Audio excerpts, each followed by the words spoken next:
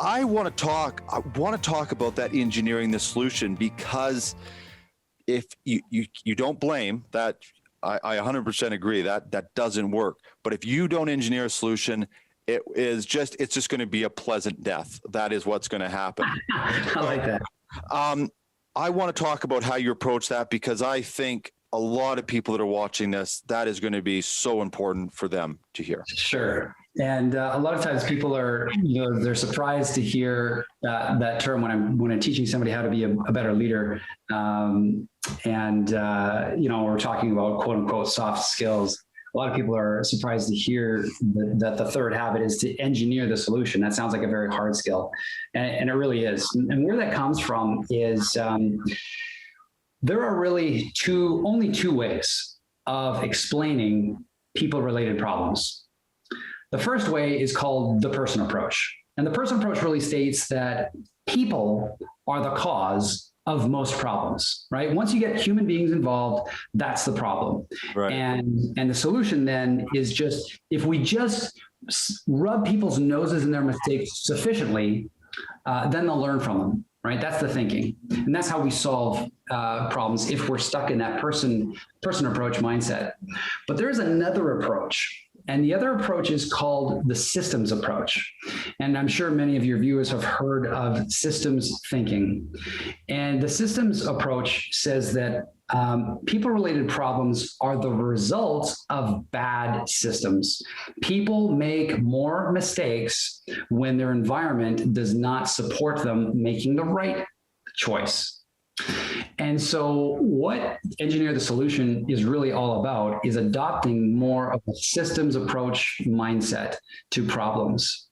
And one of the greatest things that you can do, because a lot of people will say, well, how do you stop blaming? How do you stop blaming people when that's kind of your knee-jerk reaction, right?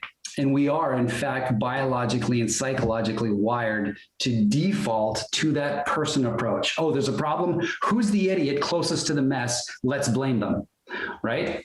But the way we get away from that is to adopt a systems approach mindset. And there's I call this the systems approach mantra. And it is this: weak leaders ask, who is to blame?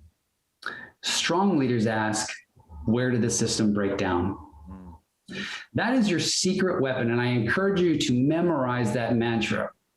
Weak leaders ask, who's to blame? Strong leaders ask, where did the system break down? Because when you ask that question, what it does is it engages the frontal cortex. The problem with blame is that people immediately get defensive, and they want to defend and they want to argue with you when you're going to blame with them, or when you're going to blame them for problems. But when you ask the question, hey, where did the system break down? Immediately, you instead of engaging people's amygdala, which is the fight or flight area of the brain, what you're doing is you're engaging the frontal cortex. And when you engage the frontal cortex, people want to solve the problem. And then they start to look about, okay, well, what are all possible causes to this problem? And then they will be far more willing to look at their own behavior if they're not being blamed for it. But that is really the engineer the solution approach, is to look at the external environment. Actually, I'll give you an example, really, and it's kind of where the systems approach came from. The systems approach emerged right around the end of World War II. And the U.S. Air Force discovered that they had a lot of planes crashing unnecessarily. There's a lot of unforced errors. And so naturally, they just assumed that they had some idiot pilots, right? These dumb pilots who are crashing the planes. There's no mechanical error. It's got to be human error, right? And so they brought in these consultants to really help them hire less error-prone pilots. So these consultants came in and they took a look at the planes and they did their analysis, they did their investigation. And what they discovered is it's not the pilots. They took a look at the cockpits and they discovered that it is poorly designed cockpits.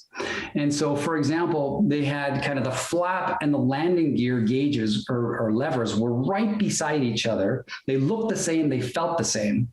And so it was real easy for somebody to grab the landing gear when they thought they were grabbing the flap. Well, that's a big problem, right? Or they discovered that the propeller and the throttle levers were located in different positions depending on the plane that you were flying. And so people got confused. Oh, wait a minute, where's the right lever? And so these guys discovered that when they redesigned the cockpits, unforced errors almost vanished, right? It reduced dramatically. And the systems approach is really credited with saving countless lives and millions of dollars in World War II and at the end of the Korean War. And so what these guys discovered is that it is way easier to change the environment, to change the physical layout, to change the processes. It's way easier to change those things than try to train out human fallibility out of human beings. And so that's really the idea behind engineering the solution. Look at ways to change the process and your physical layout of your environment to make it easier. This is also the same principles that you'll discover in lean manufacturing.